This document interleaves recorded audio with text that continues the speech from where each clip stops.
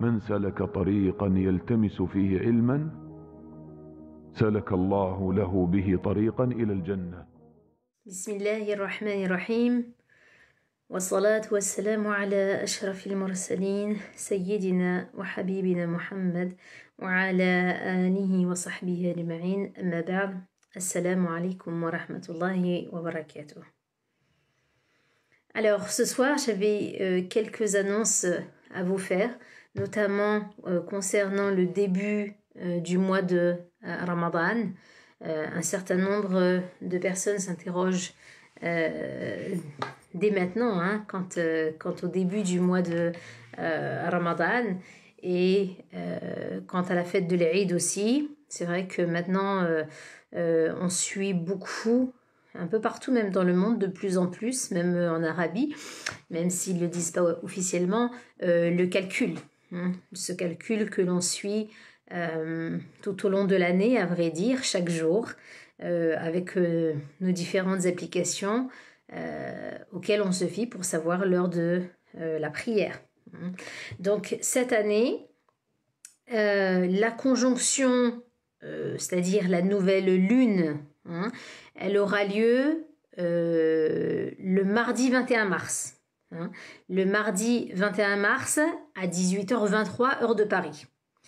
Et les conditions nécessaires à la vision oculaire du croissant, du nouveau croissant de Ramadan, seront réunies le lendemain, c'est-à-dire le mercredi 22 mars, à 8h06, heure de Paris. Donc au final, ça veut dire quoi? Ça veut dire que on commencera le jeûne du mois de Ramadan le jeudi 23 mars.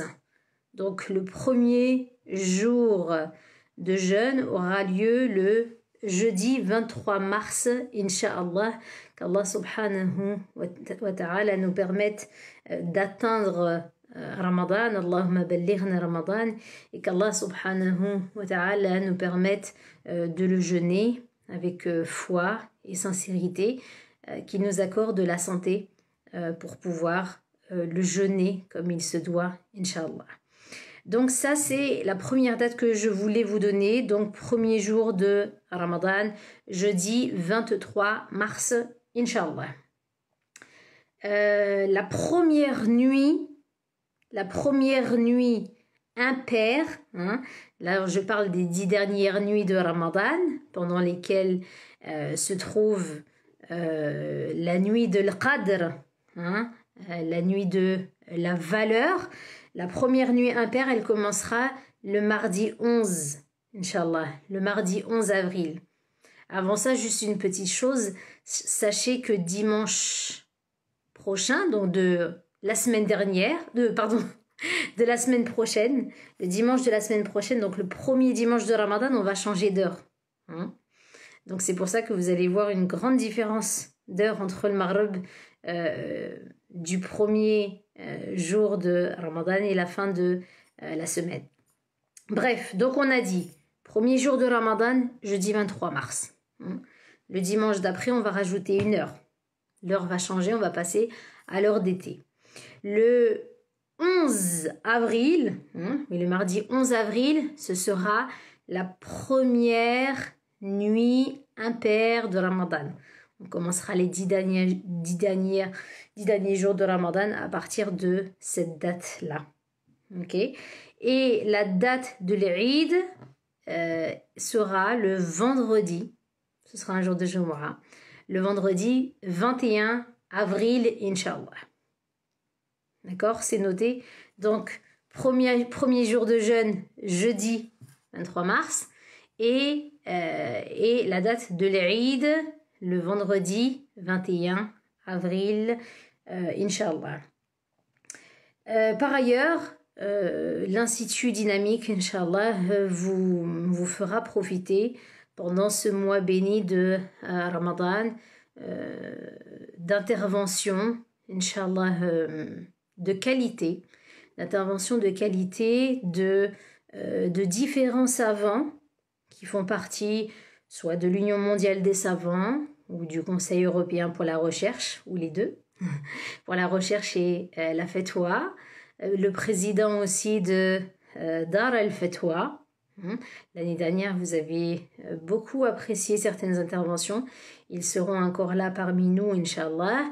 Et d'autres personnes qui sont enseignantes aussi et diplômées en sharia. C'est un peu la marque de fabrique, si vous voulez, l'identité principale de l'Institut Dynamique, c'est ça. C'est de mettre en avant des personnes de science qui sont qualifiées.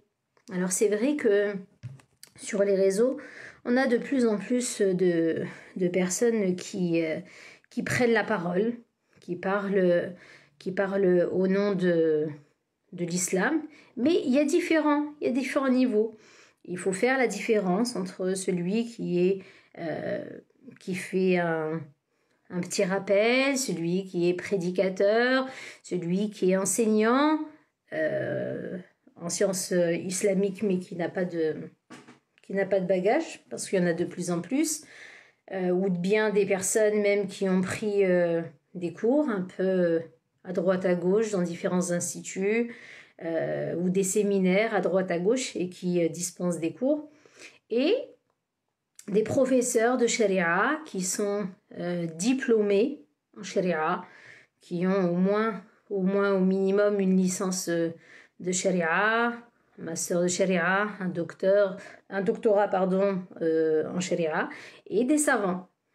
Donc, Inch'Allah, l'Institut Dynamique vous proposera pendant le mois de Ramadan des savants.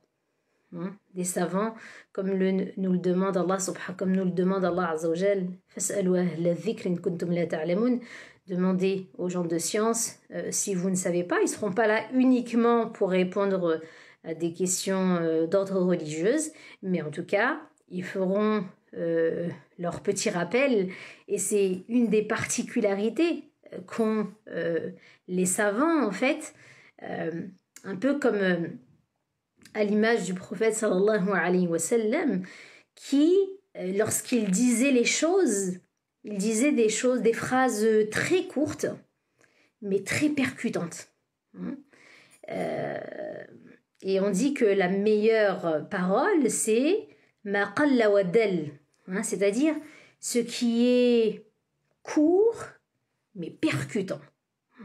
Et c'est ainsi qu'était le prophète sallallahu alayhi wa sallam, même dans les du'a, il allait droit au but, il pensait à des choses auxquelles nous, on ne penserait pas. Et le discours du savant, il est comme ça, il est court, mais percutant. Et on a envie de profiter pendant ce mois béni de leur savoir.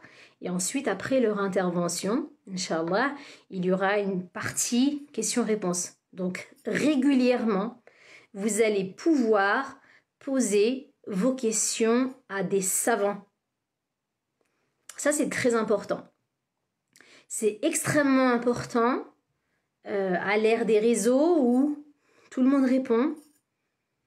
Même aujourd'hui, on a plein de comptes où il y a un petit rappel et tout plein de personnes posent des questions en dessous de ce rappel et tout le monde répond.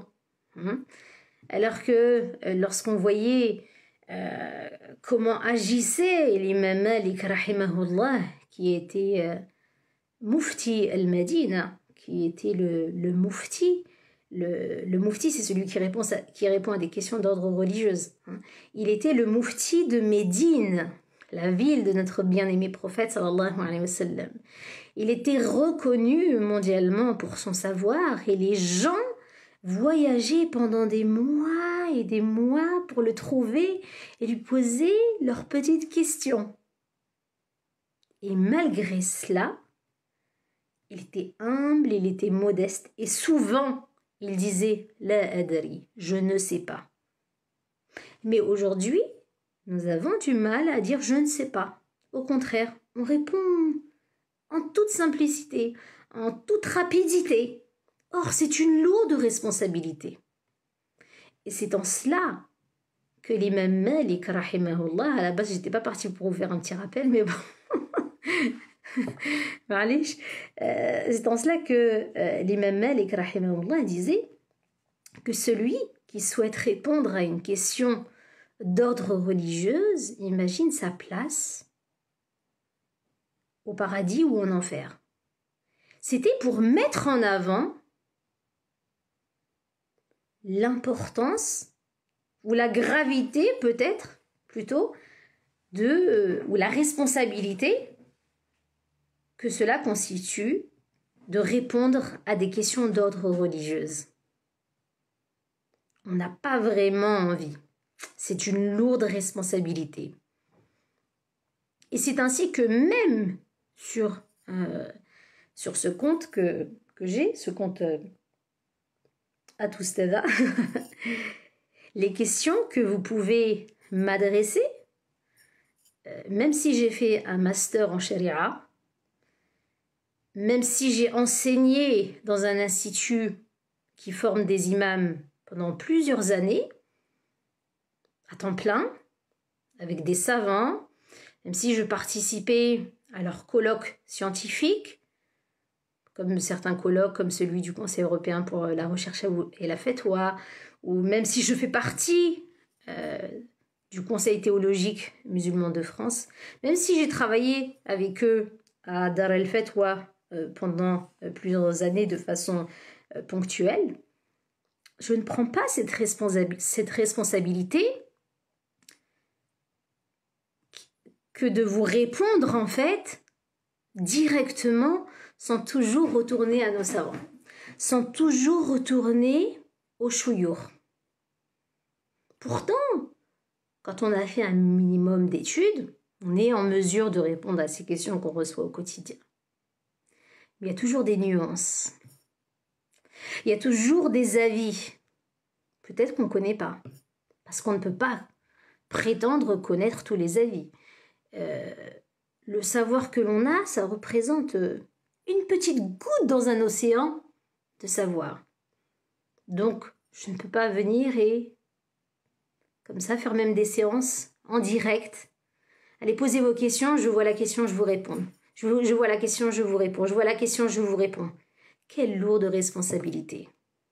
Il est important de se consulter. Même, vous savez, dans des conseils de fatwa. Un conseil de fatwa, c'est quoi? C'est un conseil qui est composé de plusieurs savants. Ce ne sont pas des autodidactes. Il ne s'agit pas de lire plein de livres sur la religion, ou d'avoir de la culture générale, ou d'avoir pris un cours dans cet institut, un cours dans un autre, un petit cours du soir, etc. pour se prétendre cheikh, pour se prétendre savant, pour se prétendre oustaz, ou pour se prétendre oustada aussi. Il faut avoir un véritable cursus complet, intensif et être qualifié. Être qualifié. Aucune personne n'exerce comme ça la médecine sans être qualifiée. En tout cas, vous, si vous avez un problème médical, je ne pense pas que vous seriez prêt à aller vous faire soigner auprès d'une personne qui a juste de la culture générale sur la médecine, ou qui a fait des séminaires de temps en temps avec un médecin ou autre. Non. Votre santé est trop importante pour que vous la confiez à une personne lambda, à une personne autodidacte. D'ailleurs, Allah subhanahu wa ta'ala nous le dit, nous le rappelle dans le Coran, « Fas'alu ahla dhikr in kuntum la ta'lamun » demandez aux gens de science si vous ne savez pas. C'est une injonction divine, c'est un ordre d'Allah subhanahu wa ta'ala. Allah azza wa jal utilise ici l'impératif. L'impératif peut effectivement, dans le législatif, dans le domaine de la législation, être utilisé pour quelque chose qui est de l'ordre de, comment dirais-je, de la recommandation. Ça peut être de la recommandation, ça peut être de l'obligation. Ici, il ne nous est pas recommandé d'interroger des gens de science quand on ne sait pas. Allah Azza wa Jal nous ordonne de façon catégorique d'interroger des gens de science. Ça veut dire quoi? Ça veut dire que quand vous avez une question d'ordre religieuse, n'allez pas la poser à n'importe qui. N'allez pas la poser à une personne sous prétexte qu'elle a une superbe audience, qu'elle a des cas, tant de cas et tant de cas et tant de cas. C'est pas ça qui fait une personne de savoir. C'est pas ça qui fait une personne savante. Certains chouyours, certains parmi les savants, ont des comptes Instagram, ils ont 50 personnes qui les suivent. Même les gens ne connaissent même pas leur compte. Mais ils en ont du savoir. Et des personnes vont avoir 20 000, 30 000, 40 000, 50 000, 100 000 personnes, mais ils ne sont pas du tout qualifiés pour répondre à vos questions et pourtant vous adressez parfois vos questions à ces personnes. Allah Azza wa Jal dit, donc demandez aux gens de science si vous ne savez pas. Et plus encore, il nous dit aussi fas'al bihi khabira, demande aux experts. Demande aux experts. Ça veut dire que s'il y a un savant, une personne qui est spécialisée dans un domaine particulier, bien spécifique, c'est vers lui qu'on va se tourner. Vous savez, par exemple, dans des conseils de fatwa, il y a des savants donc, qui sont qualifiés, qui sont formés, qui sont diplômés dans le domaine des sciences religieuses, mais on a aussi des savants de sciences profanes. Je vous donne un exemple. Une fois, j'étais à une intervention sur le thème de la gynécologie, et donc une sœur pose la question au cheikh qui est docteur en sharia, qui est docteur al-arabi al-bashri, mon cheikh, al-meshir. Et elle pose la question, cheikh, est-ce que la pilule du lendemain est autorisée? Est-ce que la pilule du lendemain est halal? Est-ce qu'elle est permise? Alors, malgré son bagage scientifique, malgré qu'il soit reconnu par ses pairs, c'est dire quoi reconnu par ses pairs? Les autres savants le considèrent, le reconnaissent comme étant savant. Il est compétent dans son domaine. C'est une spécialité. Il ne faut pas l'oublier. C'est une spécialité. Donc, malgré son bagage religieux, il se tourne vers la docteure en gynécologie et lui pose la question. Il dit, on va d'abord demander à notre docteur en gynécologie, qu'est-ce que la pilule du lendemain et comment agit-elle? Est-ce qu'il y a fécondation? Est-ce qu'il va y avoir une fécondation et ensuite on va la détruire? Ou elle va agir de façon à ce que la fécondation ne se fasse pas du tout? Eh bien, selon la réponse de la personne qui est experte, eh bien, le cheikh va pouvoir donner une réponse. Juste avant d'intervenir avec vous, là, en direct,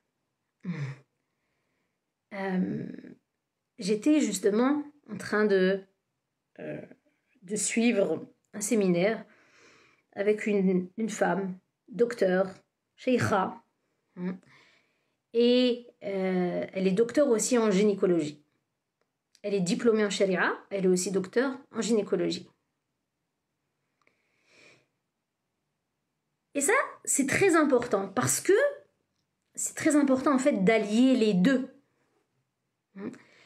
Les personnes lui posent des questions sur les règles. Vous voyez, j'ai fait mon séminaire sur les règles, mais j'ai trouvé cette sheikha et je me suis dit, il faut que je suive son séminaire sur le sujet parce qu'elle est gynécologue. Ça fait toute la différence. On a besoin de ces données médicales pour pouvoir donner des réponses. Et les sœurs posent des questions et pensent qu'elles vont avoir une réponse comme ça. Oui, ce sont des règles, non, ce ne sont pas des règles. Et elle dit, est-ce que vous vous rendez compte? Est-ce que vous voyez toutes les questions que j'ai posées à la personne qui vient de me poser une question avant d'y répondre? Une question, puis une deuxième, une troisième. Hein? Quand est-ce qu'elles ont commencé quand est-ce qu'elles se sont terminées? Il y a eu une interruption entre les deux. Le mois dernier, c'était comment? Et il y a 2 mois, et il y a 3 mois. Et quelle école vous suivez? Etc. etc. etc. etc. Mais en fait, il y a tout un travail pour arriver à donner une réponse. Et une maîtrise des textes. Une maîtrise des textes et une maîtrise aussi de la situation donnée de la personne. Et c'est dans cela que Allah Azza wa Jal nous dit de demander aux experts. On ne peut pas venir juste comme ça et puis, excusez-moi du terme, balancer une question et avoir une réponse comme ça. On est un peu trop dans cette société de fast ilm, hein? Le savoir facile, rapide. Hein? Je prends un séminaire, j'achète, je ne le regarde pas. Je prends un séminaire, je l'achète, ça fait 2 ans que je l'ai, j'ai toujours pas commencé. Il faut avoir la rigueur aussi de l'étudiant.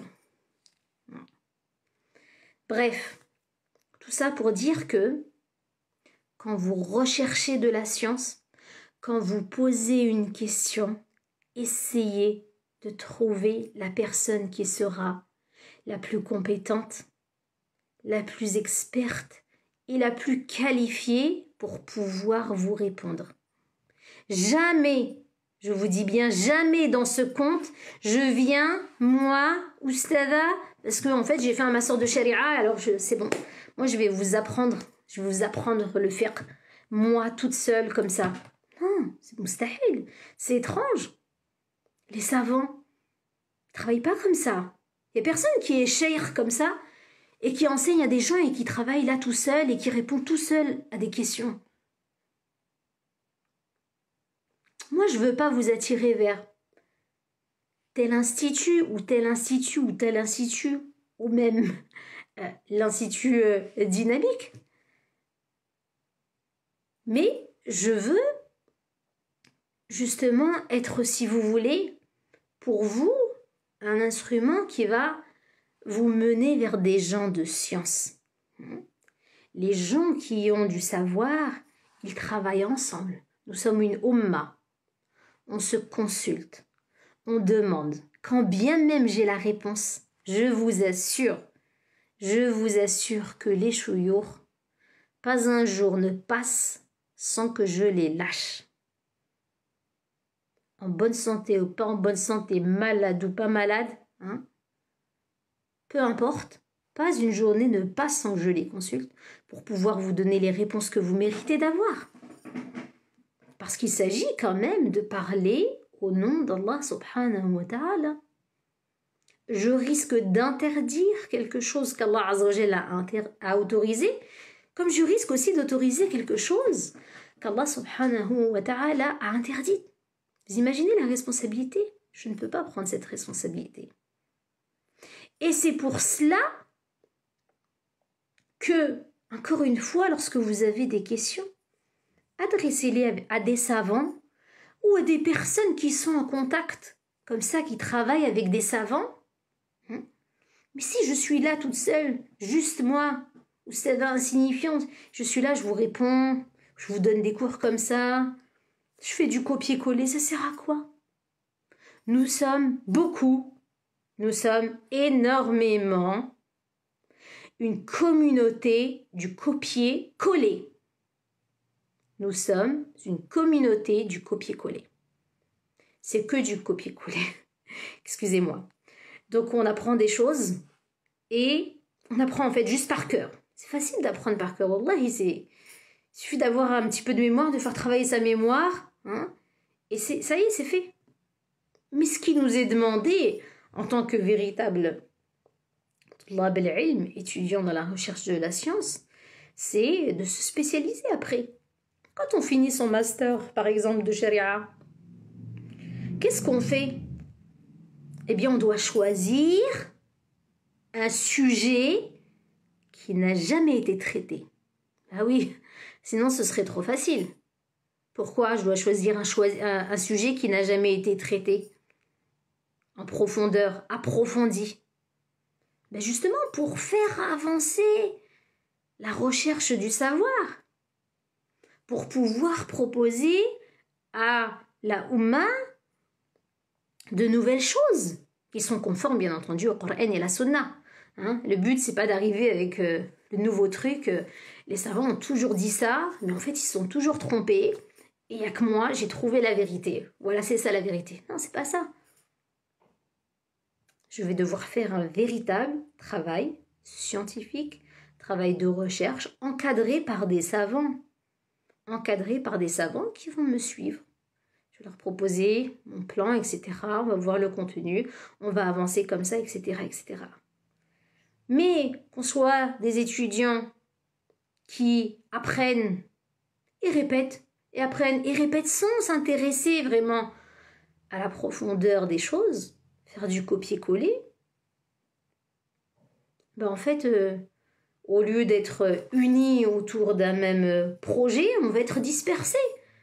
Chacun va faire son institut, chacun va faire ses cours, mais c'est pas ça en fait. C'est pas ça qu'on recherche, à moins ben voilà, de rechercher juste le côté pécunier et de se dire je fais mon institut et je ramène les gens vers moi. C'est pas ça. C'est pas ça en fait la finalité. C'est pas ça l'objectif. On doit être accompagné des chouyours. On doit être qualifié. On doit être aussi diplômé. On peut le dire comme on veut. On a trop d'enseignants qui... Vous savez pas en fait d'où ils sortent. Ils ont étudié auprès d'où, quelle est leur formation. Et on like, et on like, et on like, et on suit, et on suit, et on suit. Non. C'est trop facile de dire j'ai appris auprès de plusieurs personnes. Je pense qu'aujourd'hui, j'ai vraiment dévié du sujet initial. Je voulais juste annoncer les dates et puis au final, c'est pas grave. On est en train de parler de finalement ce que Allah Azza wa Jalla a choisi. Parce que nous, on fait des plans. Et au final, c'est Allah qui fait des plans. Je sais plus ce que je disais. Si quelqu'un peut me le rappeler. Oui, c'est trop facile de dire que j'ai étudié auprès de plusieurs personnes. Ah oui, je disais, ça y est, je sais. Aujourd'hui, nous devrions tous mettre sur nos comptes, si nous sommes des personnes qui parlons au nom de la religion, qui sommes-nous? Pas juste prof de sciences islamiques ou prof de charia ou... Où est-ce qu'on a étudié? Quel diplôme on a? Est-ce que effectivement nos savants savent? Ceux qui nous ont formés? Encore une fois, c'est pas des cours à droite ou à gauche. Hein, c'est pas... Yani, je viens, je prends un livre ici, je prends un livre, etc. C'est un cursus, c'est une spécialité. C'est un métier, c'est un travail, un véritable travail. Hein? Moi, demain, je vais pas devenir médecin. Je ne vais pas devenir médecin parce que j'ai suivi un séminaire avec un médecin et une autre fois un séminaire avec un médecin, etc. Ça fait pas de moi un médecin. Pour Sharia, c'est la même chose. Chaque conte qui parle au nom de l'islam, qui répond à des questions, devrait être aujourd'hui transparent et je pense que nous allons aller vers cela de plus en plus. Être transparent sur son cursus. Et comme je le disais tout à l'heure, les savants vont être ceux qui vont parler peu mais bien. Demandez à un savant s'il peut faire des interventions comme ça tous les jours, il va vous dire « j'ai pas le temps ». Et vous allez voir des personnes facilement qui vont vous faire des lives tous les jours pendant 1h30, tous les jours 1h30. Comment elles font ces personnes? Pour faire une intervention, il y a de la préparation. Même si vous avez du ilm, même si vous avez du savoir. Il y a de la préparation, il y a de la recherche. Mais c'est sûr que si on fait du copier-coller, ça c'est facile en fait. au final, Ramadan va arriver et on va entendre le même discours de tout le monde. Tous les ans, en fait, on dit les mêmes choses. Alors oui, le rappel profite aux croyants. Mais au final, on pourrait faire des vidéos, les enregistrer et les remettre en replay à chaque fois, tous les mois de Ramadan, et les réécouter. Finalement, si on fait cette da'wa et qu'on répète tout le temps les mêmes choses, eh bien on gagnerait du temps nous-mêmes, parce que c'est bien de faire la da'wa, mais il faut aussi qu'on alimente nous-mêmes notre cœur, qu'on fasse aussi notre propre organisation pendant le Ramadan pour se rapprocher d'Allah subhanahu wa ta'ala, etc. Même si, bien entendu, quand on fait des rappels, eh bien, nous sommes en réalité les premiers à en profiter. Mais il faut produire et il faut être avec la compagnie des savants. Même si je suis allée étudier quelque part et après je sors et après je fais ça à ma sauce, et que tous les profs qui m'ont enseigné ne sont pas du tout d'accord avec ce que je dis, il y a un problème en fait. En réalité, il y a un problème. Ce serait trop facile. Par exemple, moi j'ai étudié à l'USH de Château-Chinon et l'USH de Paris pour terminer le master là-bas. Je peux très bien dire oui, voilà, j'ai étudié à l'USH de Château-Chinon de Paris. Ah bah c'est bon, c'est une valeur sûre. Il faut que mes chouyours attestent que effectivement ça va. Mais je peux très bien dévier. Mais finalement, personne ne saura. Donc c'est pour ça qu'on a besoin de ça. On a besoin d'être entouré de nos savants qui sont là pour nous aider à cheminer dans la recherche du savoir. Et c'est sûr que c'est pas en ayant fait 1 ou 2 ans, ou 3 ans, ou même 4 ans, ou même 5 ans en intensif qu'on devient savant. On n'est pas des savants. D'accord? Donc on est là avec les chouyours, et en tout cas au sein de l'Institut Dynamique, c'est ce qu'on veut, c'est ce qu'on recherche. Ce qu'on veut, c'est vous proposer cela. Vous donner l'accès à des personnes de savoir. Parce qu'aujourd'hui, quand on va sur Instagram, Facebook, TikTok, ou que sais-je, en réalité, vous ne trouvez pas des savants. Vous ne trouvez pas des savants.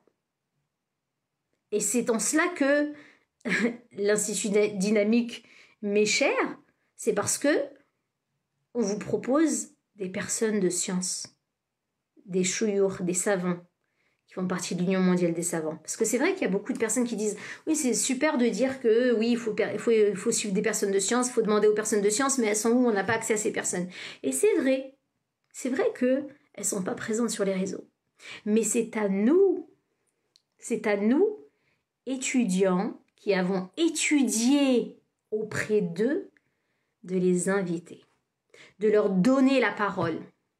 Je ne suis pas là sur le compte Oussada pour m'accaparer tout ce petit savoir et dire que ça vient de moi. Non. Je ne suis pas là pour finalement cacher ce qu'ils m'ont enseigné. Mon travail en tant qu'étudiante dans Sharia, c'est de mettre en avant ces chouyours, de mettre en avant ces savants, de vous les rendre accessibles pour changer la donne. Sinon, je fais comme tout le monde, je suis là et puis il y a juste ma grosse tête qui apparaît à chaque fois. C'est juste moi, je parle, je donne ce cours, je donne ce séminaire, je donne ce cours et je vous assure qu'encore une fois, en la matière, notre communauté, elle est très forte pour le copier-coller. J'ai pas trop envie de vous rentrer dans les détails parce que vous serez attristés. Beaucoup de plagiat. On va retrouver nos cours chez d'autres personnes, nos cours voyage. Les PowerPoint qu'on fait pour nos élèves, pour leur faciliter, ils voyagent. Ils se retrouvent dans d'autres instituts comme ça. On enlève notre nom. On s'approprie notre travail. on fait un séminaire, hop, vous retrouvez ce séminaire ailleurs. Le même plan. Allahu Akbar. Le même plan, du début à la fin. On ne cherche pas de reconnaissance, sinon auprès d'Allah subhanahu wa ta'ala. Mais la véritable question est, quelle est l'utilité de faire ça? De vendre? De vendre des séminaires aux gens? De vendre des cours aux gens? Là, c'est très dangereux. Là, c'est extrêmement dangereux parce que ça veut dire que finalement, ce qui nous motive, ça va pas être justement la recherche du savoir. Iqra, hein, le premier verset qui a été révélé du Coran, lis au nom de ton Seigneur. Et quand on a appris, on a envie de transmettre, c'est normal. On a envie de transmettre ce qu'on aime, ce qui nous rend heureux, ce qui apaise notre cœur, etc. Mais si quelqu'un l'a déjà fait, c'est de la perte de temps en fait. Proposons autre chose. Proposons autre chose. Mettons en avant nos chures, nos savants. Mais ne soyons pas juste là, disant oui, je suis rien du tout. Parfois, vous avez des... Je dis peut-être ce qu'on n'a pas l'habitude d'entendre, mais bon, c'est une réalité. Des comptes où il y a des dizaines de milliers, des dizaines et des dizaines et des dizaines de milliers de personnes qui suivent et qui parlent au nom de la religion, zéro cursus dans Sharia. Zéro cursus. Même si une personne a étudié les sciences islamiques, c'est pas Sharia. C'est pas la théologie musulmane.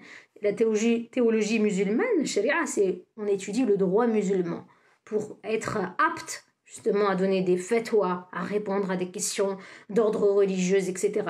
Étudier les sciences islamiques, c'est donner des cours comme ça, c'est prendre des cours sur... C'est de la culture générale, si vous voulez, sur les sciences islamiques. C'est pas de la Sharia. Mais très facilement, on va suivre comme ça des contenus. Et il faut être extrêmement, extrêmement vigilant. Bref, donc, pendant ce mois de Ramadan, Inch'Allah, nous avons l'honneur de recevoir un certain nombre de shuyukh, un certain nombre de savants, dont Dr Al-Arabi Al-Bishri, qui est membre de l'Union mondiale des savants et du Conseil européen pour la recherche et la fatwa, que vous avez beaucoup apprécié l'an passé pour ses interventions courtes mais très pertinentes, et aussi ses parties de questions-réponses. On recevra aussi Cheikh Omar Dorman, qui est le président de Dar el-Fatwa. Dar el-Fatwa, c'est une instance nationale qui est composée de plusieurs savants qui répondent à des questions d'ordre religieux, justement, juridique. Donc, il est le président de Dar el-Fatwa. D'ailleurs, il m'a demandé de les rejoindre cette année au sein de Dar el-Fatwa. Donc, j'espère que, Inch'Allah, je pourrai vous en faire profiter. On a aussi Dr Hassan Al-Houari, qui est aussi docteur en Sharia, que vous avez aussi beaucoup apprécié. On a aussi Oussed Shakil Siddiq, qui est spécialisé, qui est diplômé aussi en Sharia, qui est spécialisé dans la sira du prophète, sallallahu alayhi wa sallam. On a aussi Oussed Amin Frank Hanch, qui est aussi diplômé en Sharia, qui est aussi très actif, notamment en Belgique, qui interviendra également. Et la liste est non exhaustive, on vous laisse un petit peu de suspense, mais en tout cas, tous les lundis et les jeudis et les dimanches, Inch'Allah, et on rajoutera aussi même d'autres jours, mais en tout cas, pour l'instant, tous les lundis, jeudis et dimanches soirs, avant le Maghreb, 45 minutes avant le Maghreb, vous aurez une intervention en direct, Inch'Allah, sur le compte de l'Institut Dynamique. Si quelqu'un peut le mettre en commentaire, le compte, n'hésitez pas à le suivre dès maintenant parce que ça se passera sur ce compte et pas sur le compte Oustada. Ok? Est-ce que vous avez des questions? Est-ce que vous aurez des questions? Vous pouvez poser votre question dans la boîte à questions. Il y a un petit onglet avec un point d'interrogation. Vous pouvez la poser ici ou bien directement sous la vidéo. Non, il n'y a pas besoin de s'inscrire. Les interventions sont ouvertes à tout le monde. Elles sont gratuites, bien entendu. Ce sera en direct. Donc, tout ce qui vous est demandé, c'est de venir avec une bonne intention pour plaire à Allah subhanahu wa ta'ala.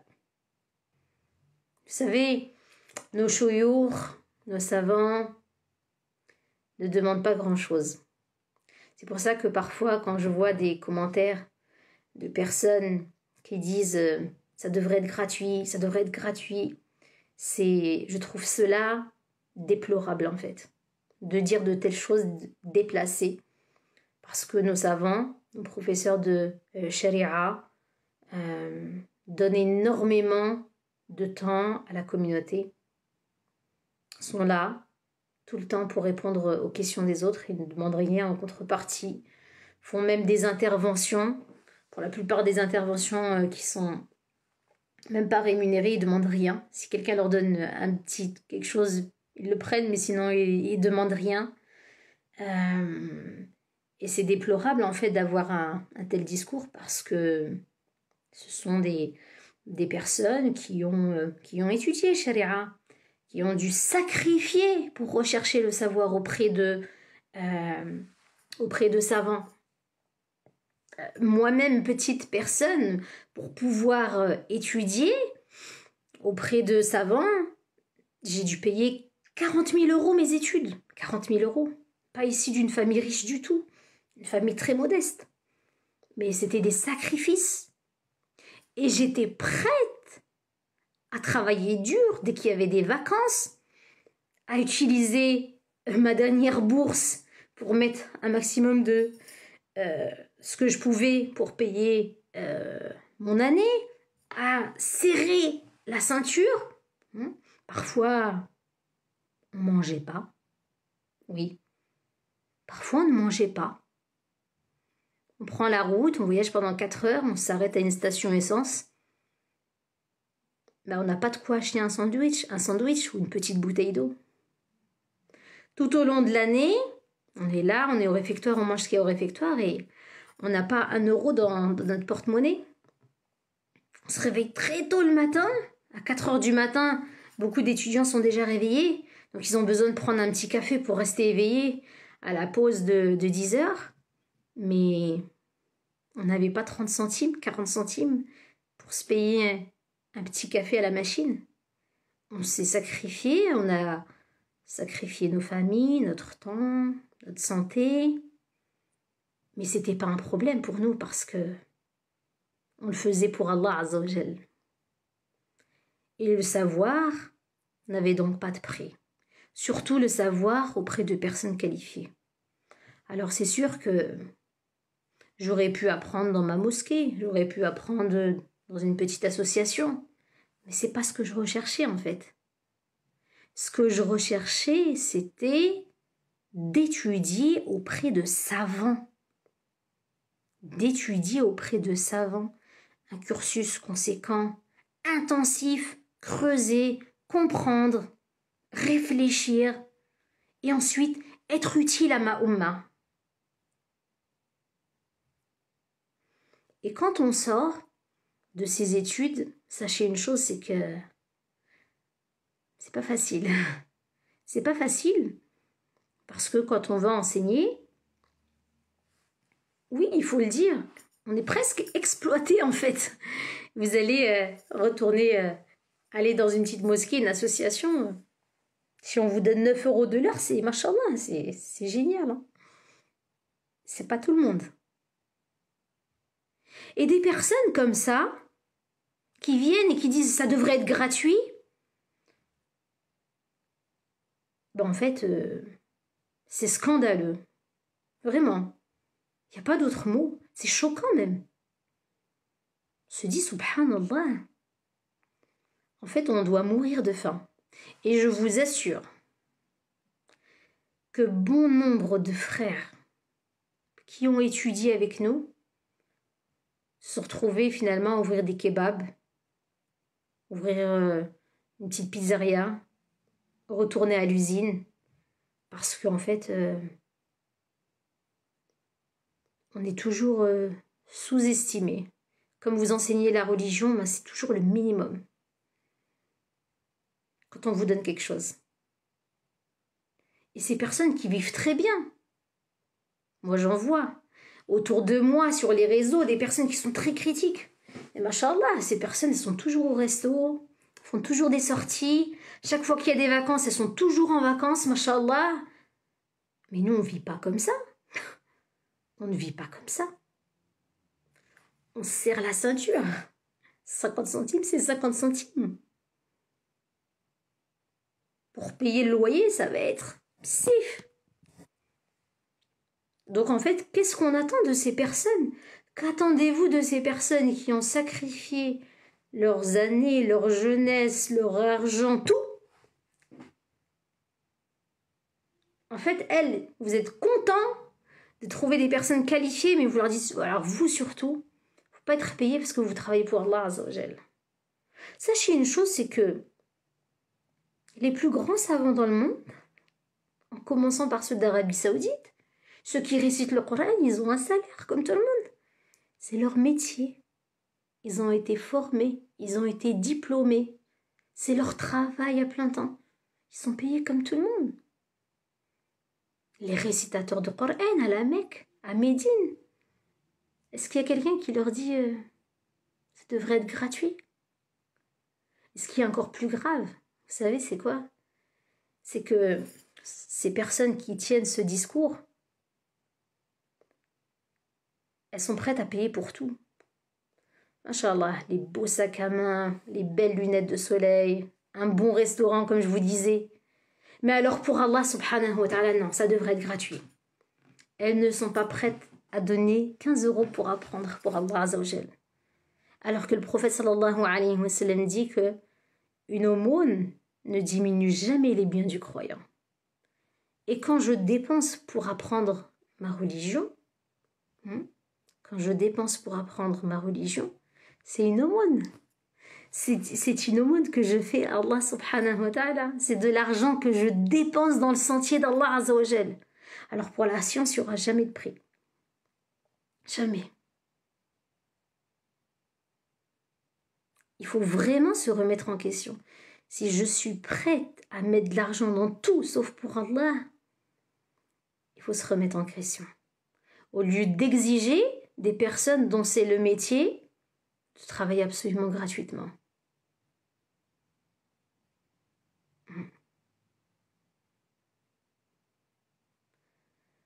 Je pense qu'il y a beaucoup à dire. Après, c'est aussi très propre à la...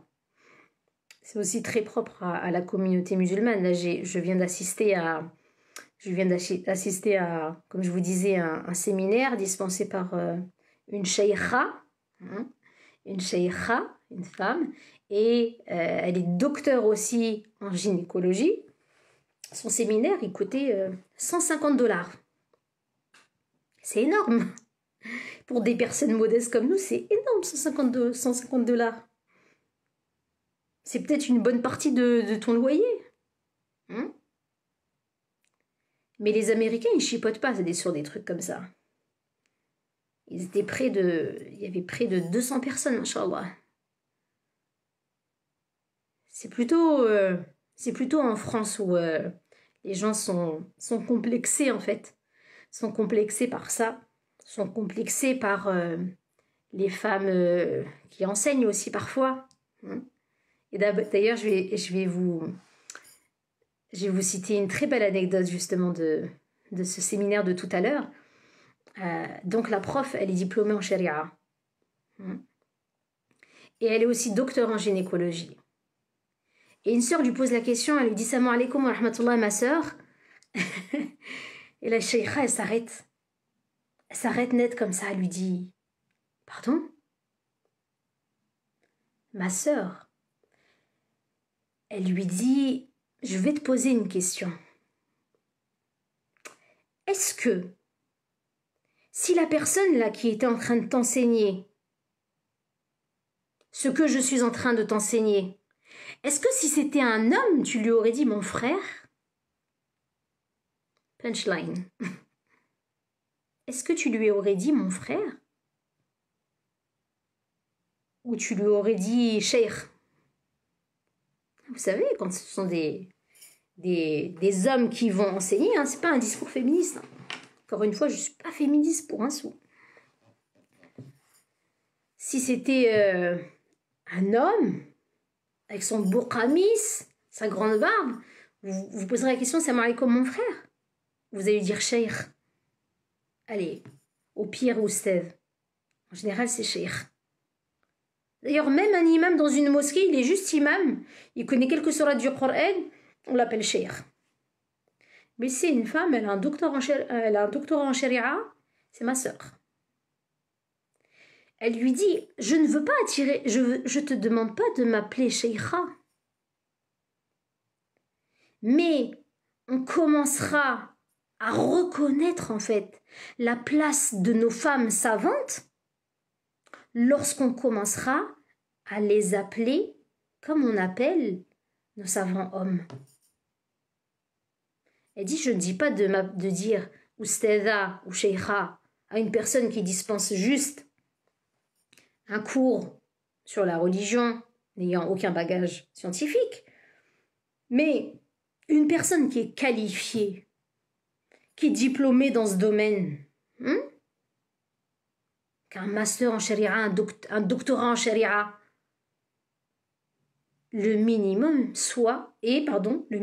est que tu l'interpelles, que tu l'appelles comme tu appelles une personne qui a la même qualification qu'elle. Un homme. Et elle a fermé la parenthèse. Et c'est vrai. Et c'est vrai.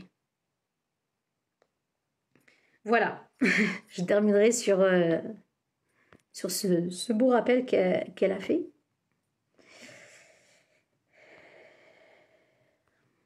Alors, je regarde s'il y a des questions.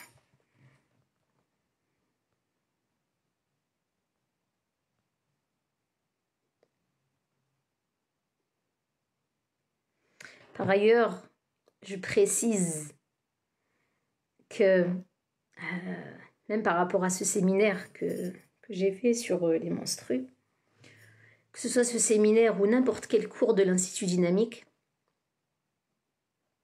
jamais, au grand jamais, une personne ayant eu la volonté d'apprendre, d'étudier, de rechercher la science auprès de personnes qualifiées, jamais ces personnes qui, si elles n'ont pas, en fait, excusez-moi, comment j'ai tourné ma phrase, jamais si une personne a eu cette envie et qu'elle n'avait pas les moyens financiers, jamais elle n'a été privée du savoir.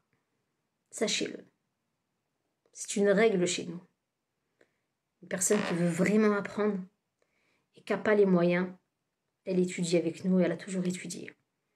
Ça n'a jamais été un problème. Après, il y a différentes personnes. Il y a des personnes qui vont dire qu'elles n'ont pas les moyens.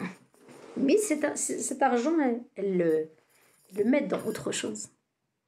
Nous devons avoir ce sens des priorités. D'ailleurs, il y a un livre très intéressant de Cheikh Al-Qardawi sur ce sujet. Le sens des priorités. Où est-ce que je mets ma priorité? Est-ce que c'est parce que j'ai pas les moyens? Mais vraiment, j'ai envie. Si je les avais, je les aurais mis, subhanallah. Ça me fait penser à une sœur, subhanallah, qui disait, quand il y avait eu le pack, là, le Salam Bundle, elle avait envoyé un message, c'est une sœur que je connaissais pas. Je connais pas. Elle disait, j'ai pas pris ce pack parce que je savais que le pack sur les menstrues, je savais que le séminaire sur les menstrues allait arriver. Et je tenais vraiment à suivre le contenu de ce séminaire. Subhanallah, j'ai trouvé ça tellement beau. tellement fort, tellement sincère. Ces gens qui se serrent là à la ceinture, vous savez, comme le prophète, alayhi sallam, il mettait une pierre sur le ventre et il serrait avec une sorte de ceinture pour pas ressentir la faim. Il faisait ce sacrifice comme ça. Parce qu'il n'avait pas. Il y a des personnes encore aujourd'hui qui sont comme ça. Mais qui vont se sacrifier, peut-être ne pas manger, ne pas boire pour mettre ce petit euro pour Allah Azza wa Jal. Et Allah Azza wa Jal va le multiplier. Et Allah subhanahu wa ta'ala va leur mettre la baraka. Le plus riche, c'est pas celui qui a de l'argent. C'est celui qui a la baraka. Et la baraka, elle vient dans ce genre de choses. Lorsque Allah Azza wa Jal aime une personne, il l'instruit dans la religion. Et c'est pas pour rien que le prophète alayhi sallam disait que celui qui emprunte une voie dans laquelle il recherche le savoir, Allah Azza wa Jal lui facilite une voie vers le paradis. Et l'imam al-Shafi'i, rahimahullah, vous savez ce qu'il disait? Il disait, ne pense pas que le savoir c'est comme un morceau de pain et que tu vas juste le manger comme ça tu vas prendre une bouchée. Aujourd'hui c'est ça. Le savoir c'est pas juste un morceau de pain que tu vas prendre et tu vas manger. On n'est pas là pour consommer en fait du savoir. On est là, je prends un séminaire, je l'ai acheté, j'ai donné du peu que j'avais, peut-être même des personnes qui doivent avoir les moyens, ils prennent au final, ils l'ont même pas visualisé. Je vous assure que, en tant que professeur de sharia, c'est touchant. Si une personne achète un séminaire et que, excusez-moi, je pousse la porte. Si une personne achète un séminaire et qu'elle ne le suit pas, j'ai rien gagné, rien, zéro, walou. Ce qui m'intéresse, c'est de voir des étudiants studieux qui ont suivi le contenu, qui, s'ils n'ont pas compris quelque chose, posent leurs questions, qui me permettent d'enrichir le sujet que j'ai étudié, mon sujet de recherche. C'est ça qui est intéressant. Et d'ailleurs, à ce titre, vous savez, aujourd'hui, il y a beaucoup de contenus comme ça, accès illimité à vie, etc. Nous aussi, au sein de l'Institut islamique, au début, on l'avait fait. On s'est dit, ça sera cool, comme ça les gens ne se sentiront pas, en fait, à l'étroit, gênés en se disant je suis limité dans le temps, je vais pas pouvoir étudier, j'ai des enfants, je travaille, etc. On voulait qu'ils soient qu'ils soient à l'aise, qu'ils prennent le temps d'étudier, etc. Mais au final, on jette un coup d'œil et on regarde quelle est l'avancée des étudiants. Quelle est l'avancée des étudiants dans leurs cours? Est-ce qu'ils ont regardé leurs cours? Parce qu'on a cette possibilité. Et là, le choc. Le choc. Combien d'étudiants ont acheté un séminaire, par exemple, il y a 1 an, et n'ont jamais regardé une seule vidéo? C'est très problématique. C'est très problématique. Et c'est ainsi qu'on s'est dit, les séminaires à vie, c'est terminé. C'est pas ce qu'on recherche. C'est pas ce qu'on recherche. On veut pouvoir vraiment aider des personnes à avancer dans la recherche du savoir, se nourrir de ce savoir, que ce savoir les aide à avancer vers Allah subhanahu wa ta'ala, que cette recherche du savoir soit une preuve pour eux le jour du jugement dernier. Après, bien entendu, c'est pas notre rôle d'être des policiers, entre guillemets, mais tout professeur sérieux a besoin de savoir que ses élèves sont là, ils sont présents, ils suivent les cours. Sinon, ce serait un échec pour nous, on serait en train de perdre du temps. On a des enfants en bas âge. On n'a peut-être pas la santé et on est là, nejtahid. On fait semblant, on fait comme si tout allait pour le mieux. Et après, on éteint notre caméra et on se morfond sur notre lit en train de souffrir. on donne pour Allah subhanahu wa ta'ala. Alors, on veut que nos étudiants aient en fait ce statut de l'étudiant. Vous savez, celui dont parle le prophète sallallahu alayhi wa sallam. Ce qu'il y a dans les cieux et sur la terre, prie pour celui qui recherche la science. Même les poissons dans l'eau, ils demandent pardon pour celui qui recherche le savoir. C'est pas juste celui qui a cliqué, acheté un séminaire, passé sa carte bleue et voilà. Et même les poissons, ils demandent pardon pour lui. En fait, il a juste perdu de l'argent, lui. Il a juste perdu de l'argent. Ala kulli hal. Donc c'est pour ça aussi que maintenant nos séminaires ne seront plus jamais à vie. Plus jamais. Ala kulli hal. Donc voilà pour ce soir. Et une fois pour de bon, je prends vos questions parce que depuis tout à l'heure je le dis et je ne l'ai pas fait. Alors attendez. Je mets mes yeux, comme dirait ma tante. Non, le pack n'est plus disponible, désolé.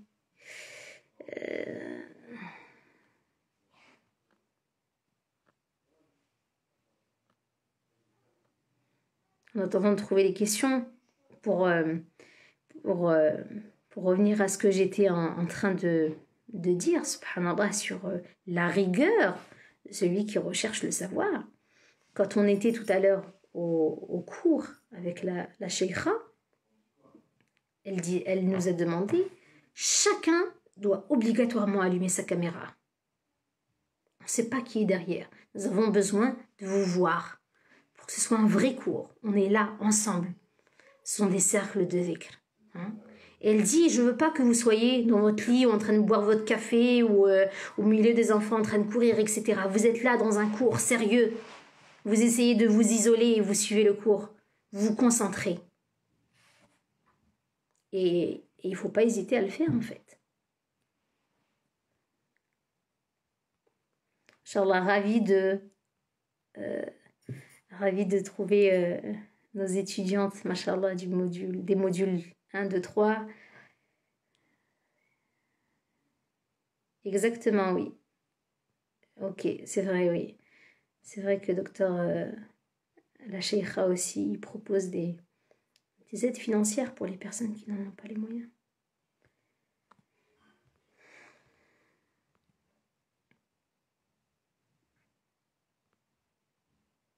Pas de questions.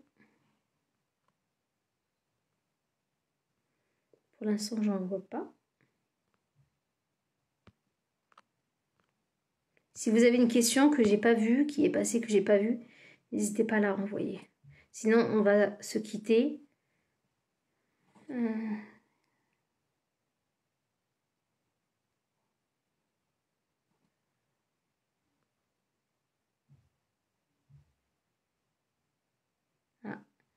Il y a une sœur qui a dit, j'étais absente, j'ai perdu mon grand-père, faisant dua pour son grand-père.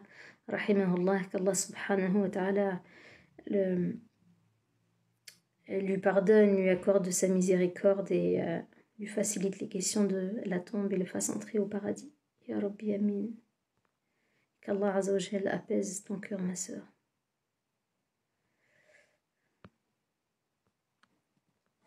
Alors, j'ai une question dans la boîte à questions.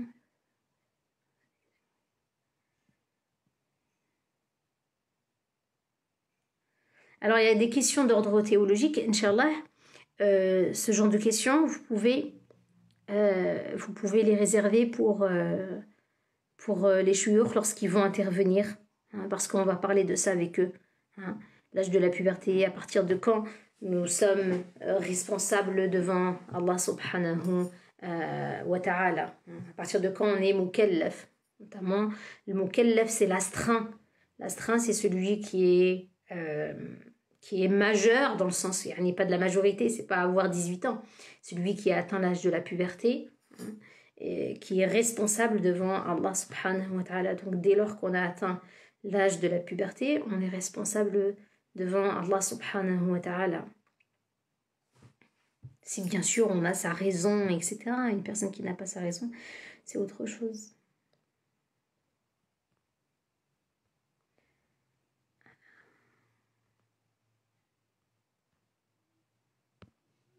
Donc, si vous n'êtes pas encore abonné au compte Dynamique, hein, là où on aura toutes nos interventions pendant le mois de Ramadan, abonnez-vous dès maintenant, Inch'Allah.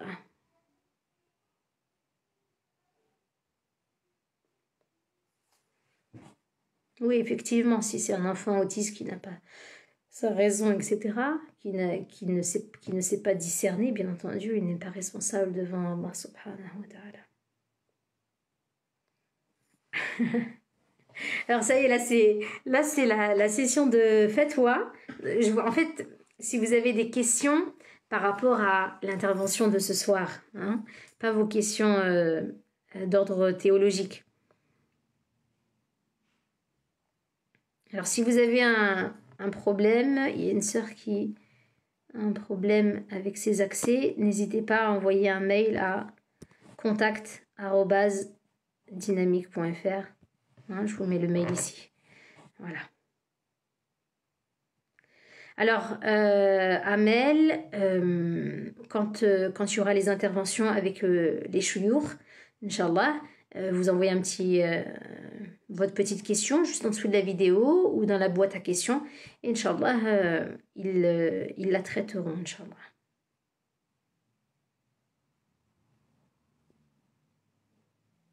Non, si c'est des cours qui étaient préenregistrés, séminaires préenregistrés, vous y avez toujours accès.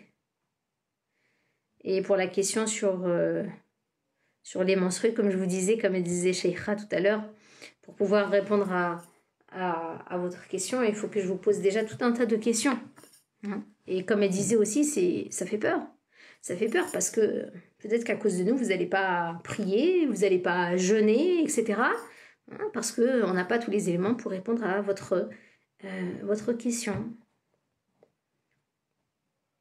On est samedi, demain soir, Inch'Allah, c'est le dernier jour, j'avais oublié, j'y avais pas pensé, c'est le dernier jour pour